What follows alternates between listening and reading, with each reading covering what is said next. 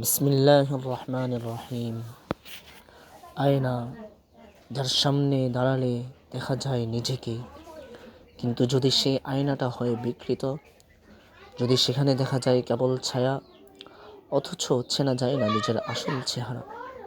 ইতিহাস তেমনই একটা জাতির আয়না।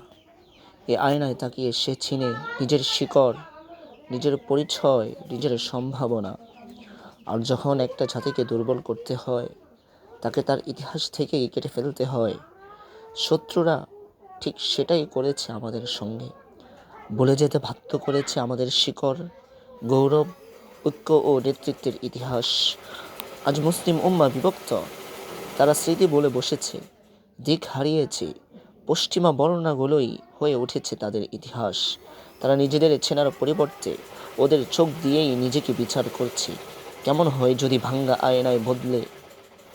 আয়নার বদলে আপনার সামনে তুলে ধরা হয় স্বচ্ছ এক আয়না, যেখানে আপনি নিজেকে দেখবেন সত্যরূপে।